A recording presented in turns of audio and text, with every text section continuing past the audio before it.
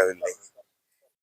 திராவிட முன்னேற்ற கழகம் கடந்த 5 ஆண்டு காலத்தில் ஆற்றி இருக்கிற சாதனைகள், எங்கள் முதலமைச்சர் தமிழ்நாட்டு மக்களுக்கு அளித்துள்ள திட்டங்கள், பெண்களின் முன்னேற்றத்திற்காக வழங்கிய திட்டங்கள், கல்வியிலே அனைவரும் நன்றாக கற்க வேண்டும் என்பதற்காக வழங்கிய திட்டங்கள், இங்கே உருவாக்கி இருக்கின்ற தொழிற்சாலைகள், வேலை வாய்ப்புகளை பெரிய அளவிலே வழங்கக்கூடிய தொழிற்சாலைகள் என்று அனைத்து மக்களுக்கும் நன்மை செய்யக்கூடிய ஆட்சியாக இந்த 5 ஆண்டு கால ஆட்சி இருக்கும் பொழுது மக்கள் ஆட்சியாளர்களின் செயல்பாடுகளுக்கு வாக்களிப்பார்களே தவிர மற்ற எதையும் பார்க்க மாட்டார்கள். எனவே யார் எங்கு நின்றாலும் எங்களுக்கு கவலை இல்லை. திமுக கூட்டணியில விசிகா, சிபிஎம் அந்த கட்சிகள்லாம் இன்னும் கூட்டணி பங்கிட முடியும். திருமாவளவன் கூட தனது முகநூல் பக்கத்துல வர்த்தக பதிவு. அதெல்லாம் இன்னும் இன்று வரை எங்களுடைய கட்சியின் வேட்பாளர்கள் நேர்காணல் நடைபெற்று கொண்டிருக்கிறது.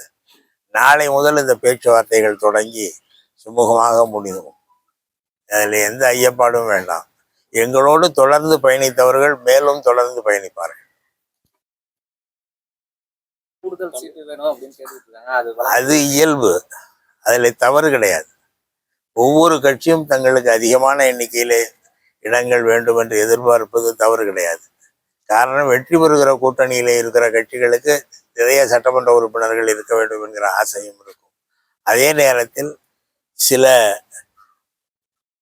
பிரச்சனைகள், ஒரு ஆட்சிக்கு தேவையான எண்ணிக்கையிலே, ஆட்சி அமைக்க தேவையான எண்ணிக்கையிலே வெற்றி பெறுவதற்கும் நிலையான ஆட்சி அமைப்பதற்கும் உரிய இடங்களை திராவிட முன்னேற்ற கழகம் நேரடியாக போட்டியிடக்கூடிய தொகுதிகளை வைத்துக்கொண்டு மற்ற தொகுதிகளை நம்முடைய கூட்டணி கட்சி அனைவருக்கும் பகிர்ந்து அனைவரையும் வெற்றி பெற செய்யக்கூடிய இயக்கமாக இருக்கிறது.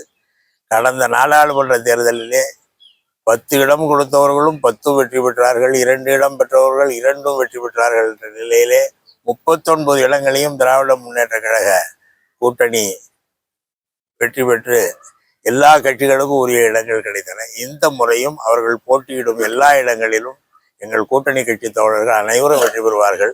கடந்த சட்டமன்றத்தில் அவர்களுக்கு இருந்த எண்ணிக்கையை விட அதிக எண்ணிக்கையிலே இந்த முறை சட்டமன்ற உறுப்பினர்கள்